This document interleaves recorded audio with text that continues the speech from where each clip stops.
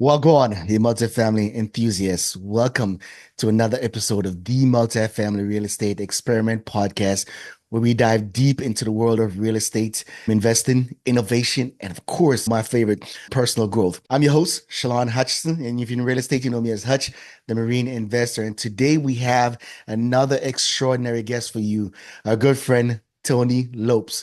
So Tony is the first generation American. He's the CEO of Dirty Boots Capital and a real estate professional, a best-selling author, coach, and speaker.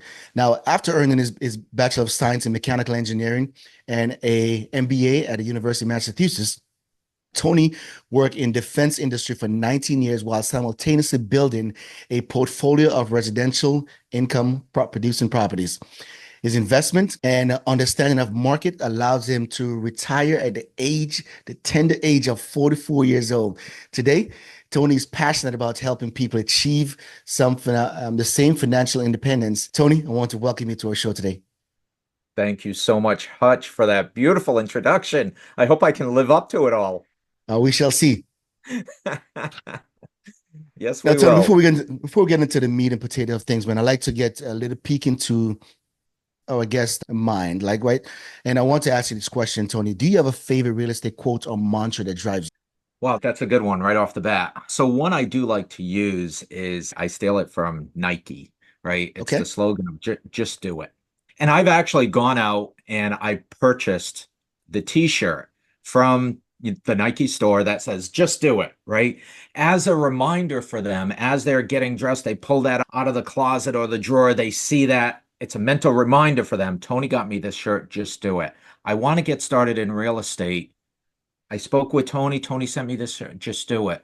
It's a mental reminder for folks to just do it. And when I say just do it, a lot of times it's small baby steps. I'm Yeah. not saying go out and buy a property today, but start to just do it in terms of what's holding you back. Is Hmm. it because you don't know about the financing of things? Just do it. Go make some appointments with some local banks or credit unions and just talk to them. Just do it. Just start making some phone calls. They'll be very happy to talk to you, right? Because that's how they make money.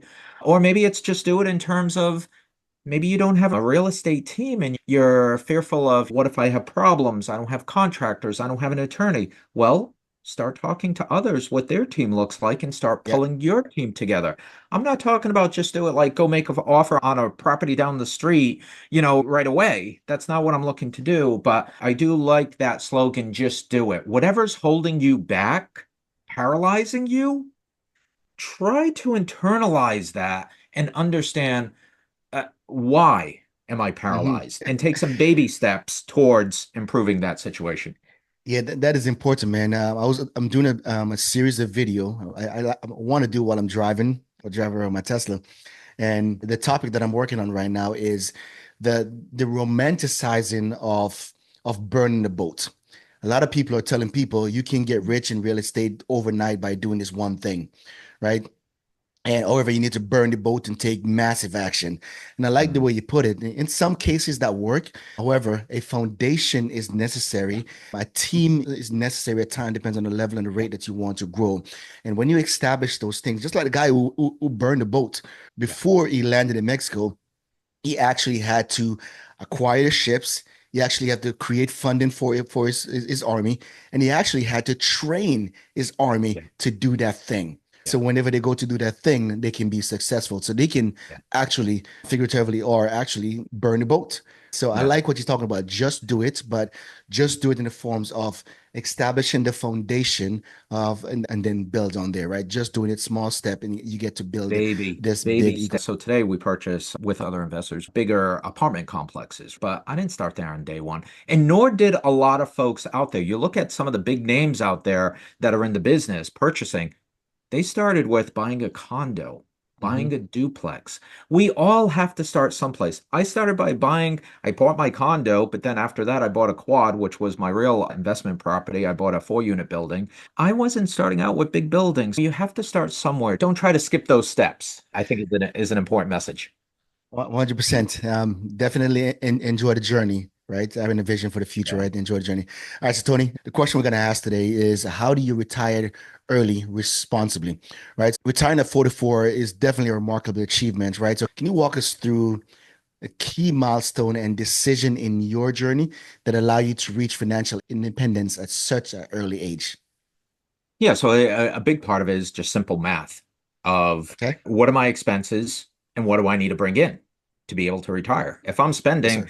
say, $5,000 a month in expenses, then I need to be bringing in at least $5,000 a month to be able to pay for those expenses. So for me, the math, the equation was very easy. I looked at it, I just wrote down all my expenses and whatever the number was. And me, I come with an engineering background, so I typically put a factor of Big safety numbers. on all my calculations, right? So I had a factor of safety of 2.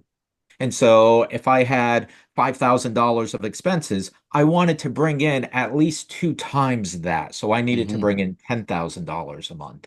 So there, I just start to calibrate from there and say, okay, I have my first property.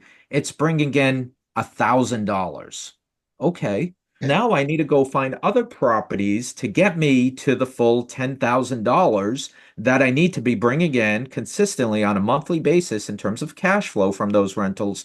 It's just like you were saying, it's a series of steps, right? It just starts with a mindset of building it up slowly from there. It's not like you see on social media where it's Lambos and to the moon. It's really a thought process that got me there personally, and just the relationships that I had with people in the business, which I think is huge because let's not recreate the wheel. There's been others who have come before us who have done fantastic things. They have learned some very valuable lessons. I prefer to learn from them, from their mistakes, rather Yep. than make my own, because if I can learn from them, I will get where I need to go faster. Those are some simple things that I did to get to retirement at 44. Yeah, it's a stand on the shoulder of giants. Sometimes you have pay to play by paying for some coaching when you pay Yeah. attention. One of the things that I noticed. That's very Um, uh, important. my third question, I want to jump to the third question and go back to the second question that talks about step-by-step advice for financial independence, right? For young people, and I want to say young people, but let's focus on our veterans, right?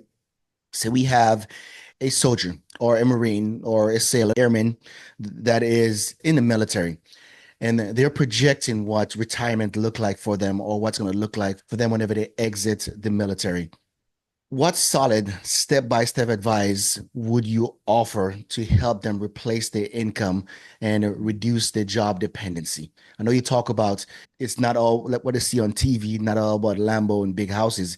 It can be about that, but there has to be step by step to get there. What advice would you offer to these veterans? So I would offer 2 pieces Okay. of advice. It's just Right. something that I keep with me. Number one, I don't want to buy anything or own anything that does not pay me Hmm. to own it, right? So I'm all about buying things that are going to kick off cash that are going to pay for my lifestyle. I was just chatting with a client and he's talking about buying a new vehicle or whatever. For him, it's a Corvette. He wants to buy a Corvette and he's like, I've saved, whatever, $20,000 to be able to put towards the Corvette, and that's how I'm going to pay for it. And I'm like, why don't you take that $20,000 or whatever your nest egg is, go buy something that's going to kick off cash. This is really what I did was I bought properties, I bought real estate. That's my claim to fame. That kicked off cash. And then I use that cash. Say I'm cash flowing $1,000 a month. Then I go buy the Corvette Yep. if that's what I wanted to do. And yes, I'm going to have a monthly payment with that Corvette, whatever it is. But I use the cash flow from the property to pay the bill for the Corvette, right? I always want to own assets that pay for my lifestyle. So that's one thing that I keep with me. And chances are, I feel very strong about this. The rental market is going to continue to increase. I think that cash flow is going to continue to grow over time, right? You're going to stay with the rate of inflation. So that's good. The other thing, so I'm going to switch to a different kind of mindset thing here, is this is an exercise I do with folks. Write down on paper, like where you bring value. I'm not necessarily saying, oh, you go to your job. It could be you go to your job and you provide value in some way, shape, or form, but write down on paper, like all the ways you provide value. If you can just provide 1 or 2 things of where you provide value Hmm. to the world, then you want to probably think about increasing that list to more areas where you provide value. Because the more value you can provide to others, the more valuable and financially stable you become, right? Right. Like I've been around a long time. I'm 50 years old, right? I got my degree, actually a couple of degrees. So I got my engineering degree. I can do engineering. I got my MBA degree. I can do financial stuff. Yeah. I can do business stuff. I do business coaching. I do real estate coaching. I own multifamily properties. I do property management. I do a lot of different things, just rattling off some of those things, right? Those are things people pay me handsomely for, right? Hmm. My financial future is set. I don't have to really work too hard because my value speaks for itself and people will gravitate towards that value. If all you can do is change the oil in the car, that's great. That needs to be done. But if that's the only thing you can do is change oil in the car, you have to look at different ways to expand your value to the world. That is great to become valuable. Yeah. All right. Okay. So jump back to question number two, man. You typically emphasize the importance of understanding the world around you, including education, politics, money, culture, and the economy, right? How does these factors influence your investment decision, and how can our listener develop a similar awareness to make informed decision? Yeah, that's a great question. And this is where doing real estate today is a little different than it used to be. When I Right. started 20 years ago, there's so many more forces acting on us in the real estate world. And I am very bullish in terms of investing in real estate because I've studied for a long time the Hmm. world of macroeconomics, where I look at society, what's going on there. I look at the economy, I look at the politics of things. Right. Everything is trending towards us having more renters in the country than owners. Everything is trending there. And I'll give you a simple example, right? I use this example quite a bit where, and I'm not saying this is good or bad, right or wrong. I don't really care. I just look at what is and I base my decisions on that. So I take a look at younger people, Hmm. right? Younger people, they use more of the Instacart, they use Grubhub, they use DoorDash, things like that. So with Instacart, there's some folks who don't even want to go to a grocery store, right? Instacart exists because people don't want to go to the grocery store and pick up food for themselves, right? Right. So that's a thing that's relatively new to society. These things exist because people don't want to cook their own food, Hutch. That not do they not want to go to the grocery store and buy it, they don't want to cook it, right? Hmm. And I'm not saying this is good or bad, it just is. These businesses exist for a reason. So I extrapolate that towards the likelihood those folks are going to want to spend the weekend painting trim on their house, cleaning their gutters, mowing their lawn, or doing any work around the house. If they don't want to go grocery shopping for their own food, a basic need of survival, if they don't want to even go do that, the chances of them doing those chores around the house just falls very low on the priority list. So I'm not saying that's everyone, and I'm not saying that's right or wrong. I just look at what is. And these things exist for a reason because Hmm. that's where society is trending, right?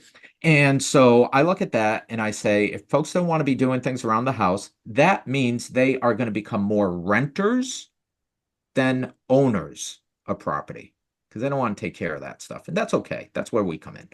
So that's just one trend we see in society pushing us towards more renters. And there's a lot of other things within politics and within the economy relative to the cost of housing Right. is going to continue to be an affordability issue or the high cost of purchasing a home. It's going to be the high cost of maintaining that home. We've all seen property insurance go up. I was just chatting with somebody over the weekend and I was sharing with them, even if I own my home, I'm paying nearly over $10,000 in taxes a year on that home. Mhm. That's almost $1,000 a month. So Yep. even if I own the home outright, I still have to come up with $1,000 every month for my property tax. And that's going to continue to get worse. So Yes. this whole issue of affordability isn't going to get any better. It's going to get worse. And that alone is going to drive more people towards renters than owners in terms of buying their own place. No, I definitely understand. So, what skill do you believe is essential to assessing risk and opportunities, and how can investors formulate their own thoughts to create a plan to protect and maximize their personal financial freedom? I think the biggest thing is we don't know what we don't know. So, for the beginners out there who are starting to look at this, maybe transitioning from the military to civilian life, things like Right. that, maybe they've always existed in the military, for example, and they may not be familiar with this civilian environment. The best thing you can do is talk to civilians. You don't know what you don't know. You don't know what questions to ask. You don't know how to do the math. You don't know. And that's Hmm. okay. I'm not saying that's bad. But much like getting into real estate or assessing risks and opportunities, if you're new to some of this stuff, you got to go find some people who have done it before, right? Yes. I do coaching on the side, real estate coaching on the side. And so too many people have come to me and they said, I wanted to do real estate for years and years. And I'm like, why haven't you? Because that's an important thing for me to understand. My brother told me it was too risky. My neighbor told me it was too risky. I was going to fail. I was going to waste my money. And I'm like, how many rental properties do they own? Oh, they don't own rentals. They don't have any rental properties. And Hutch, I'm like, how can you be taking advice from people who have no idea what's happening in the business? They don't study it. They have no exposure, no experience, right? They'll tell you about how bad tenants are. Let me tell you, I've been in the business for 20 years. I've had two evictions in my 20 years. I think Oh, that's a wow. pretty damn good track That's a good record, record. Yeah. right? I think generally people are good. Sometimes people fall on hard times or whatever the situation, divorce, whatever the situation is. I don't care. But we work with each other. We try to get to a positive end state. I think if you're looking to do something different, if you're trying to assess a risk or an opportunity or something new, speak with somebody who's done it before, who can advise on those risks and opportunities and help you see something you may not see. Chances are you're not going to see because you've never done it. Never done it. So Yeah. it's hard. Experience talk, knowledge speaks.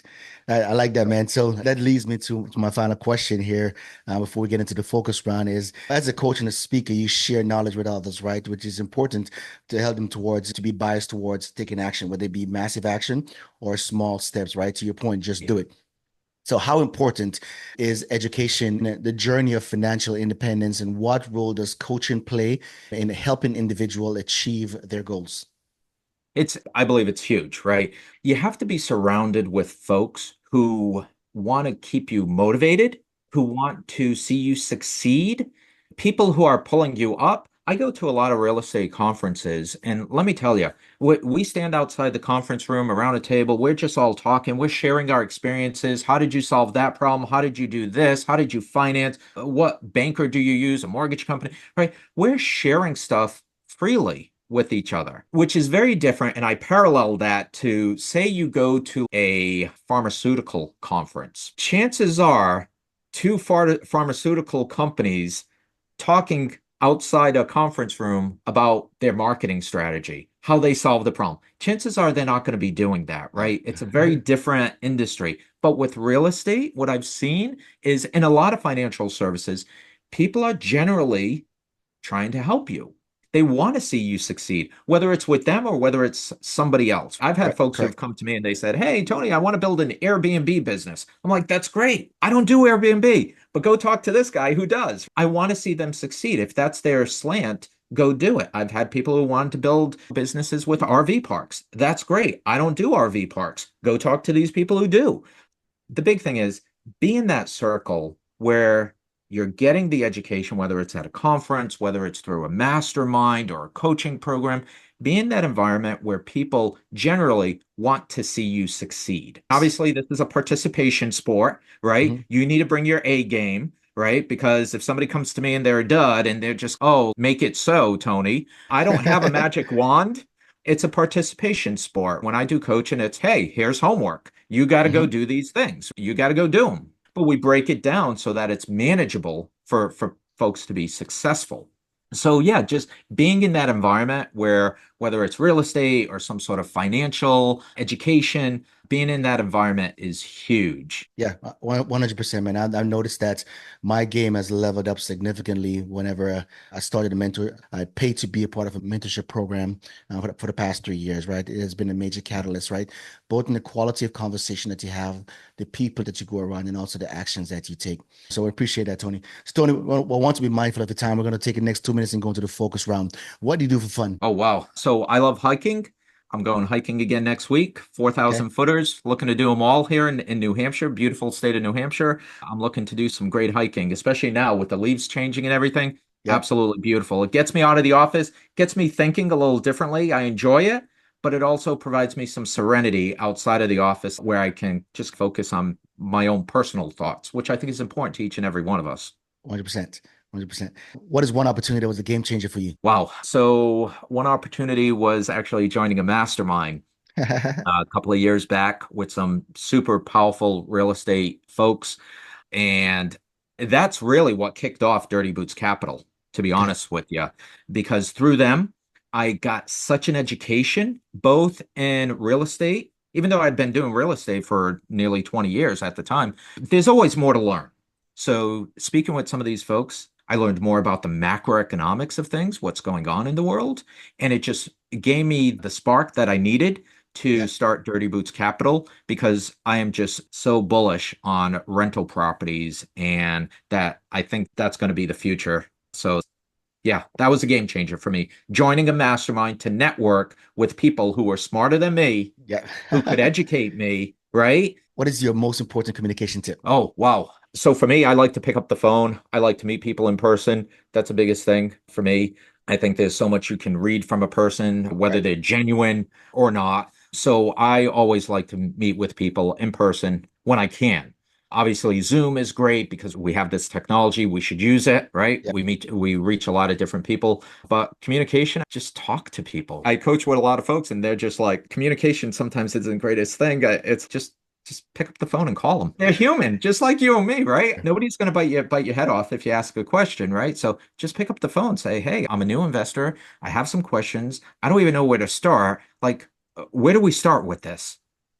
And chances are the person on the other side of the phone is going to be experienced enough to be able to walk somebody through whatever it is they're talking about. I meet with people who like all the time, they're like, I want to do what you do, but I don't even know where to start. They don't even know what questions to ask me, Right. right? Now I can lead the conversation of helping you get where you want to go, or even understanding, do you really want to go there? You think you do, but do you?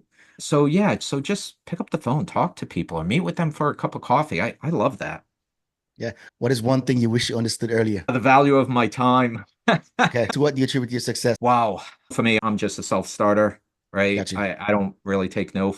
I understand there's going to be failures along the way. There's going to be stumbling blocks. We should all Right. understand that. Nobody got from A to Z without stumbling. Yeah. Elon Musk, he stumbled a whole bunch of times. He lost money along the way. We have to understand that's part of the process is failing. We all just try to work together to fail less and to fail faster. The faster you fail, the quicker you learn, the quicker you get up, the quicker you get to success.